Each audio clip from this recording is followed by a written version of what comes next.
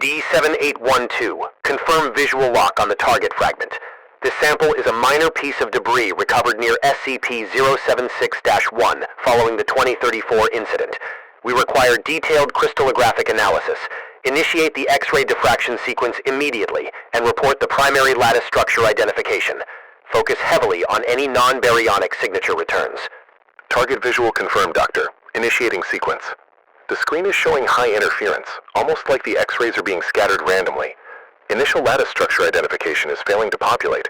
It looks like a noise field. Should I increase the diffraction intensity by 15%? Negative on intensity adjustment, D7812. Review protocol Theta 7. The system is designed to compensate. The noise field is expected. Bypass standard recognition algorithms and run a raw data dump focusing solely on mass density distribution maps. Then prep the thermal chamber. We are moving immediately to thermal resilience testing. Elevate temperature to 5,000 Kelvin at a steady rate of 200 Kelvin per second. Density mapping complete, Doctor. Data shows exceptionally uniform distribution, denser than standard neutrinium approximations. Thermal chamber prepped. Beginning ascent now. 1,000 Kelvin, 2,000 Kelvin. The energy injection required to maintain the ramp rate is disproportionate. The sample is rejecting thermal energy absorption.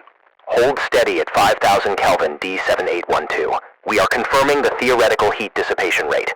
Now initiate the cryogenic flash sequence. Drop the chamber to 10 Kelvin in under 4 seconds. We are testing for expansion-contraction hysteresis. Monitor the sample structure for microfracture indicators via electron microscopy. 10 Kelvin reached. Holding. Doctor, the electron microscopy is showing a zero change in volume, even down to the angstrom level. There's no detectable thermal contraction. Furthermore, the localized magnetic field around the sample spiked briefly during the rapid temperature drop, reading 0.05 Tesla before stabilizing. What kind of stone is this exactly? The composition is classified, D7812. Focus on the parameters. Eject the sample from the thermal chamber and place it under the focused high-energy particle cannon mount. We are moving to direct destructive testing. Set the charge output to 100% capacity, cycling through alpha, beta, and gamma radiation for 5 seconds each. Start with alpha particles.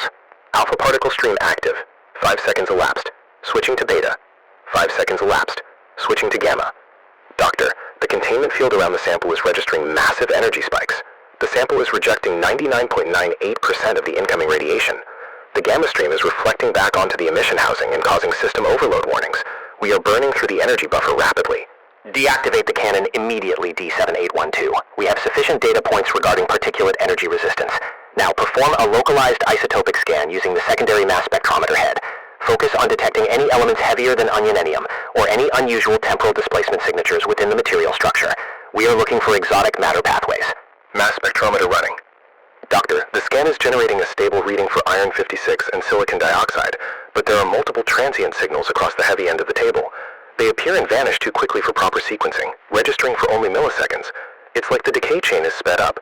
Elements are collapsing into lower states almost instantaneously upon measurement.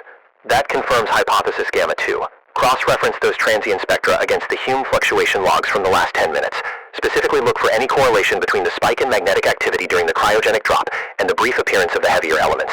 Did the localized reality index drop below 99.40 at any point? Checking logs now. Yes, Doctor. During the magnetic spike at 75 seconds, the local Hume field dipped momentarily to 99.39, recovering within half a second. The appearance of the heavy element signals directly overlapped with that minimum reading.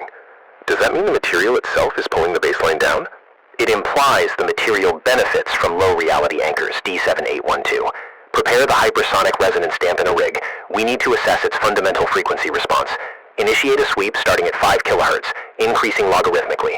We are searching for any natural frequency that might induce sympathetic vibrational collapse. Keep volume levels below threshold delta 9. Acoustic sweep initiated. Doctor, the system is reporting maximum energy loss. It's registering as a complete dampening field. Every frequency we send in is absorbed instantly, with no harmonic return, not even white noise feedback. The system is pushing 120 decibels, and the sample is completely silent, registering zero movement. The material is acoustically null. Understood. The material nullifies kinetic and wave energy efficiently. Proceed to the final phase, direct high-intensity laser ablation. Charge the CO2 pulse laser to 200% over standard operating output. We will attempt a controlled perforation sequence, targeting the interface between the silicon matrix and the unknown heavy element traces. 5 high-energy pulses, D7812. Confirm target lock. Target locked. First pulse fired. Second. Third.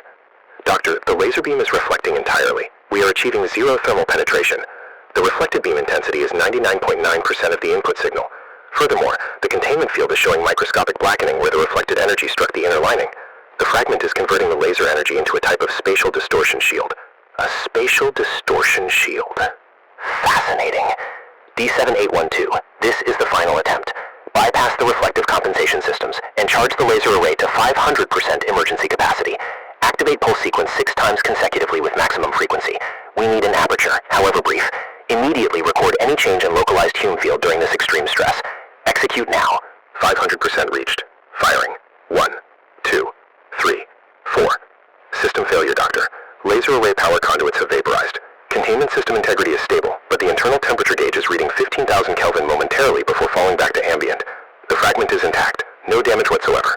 The Hume field dropped to 99.20 and spiked immediately back to 99.30.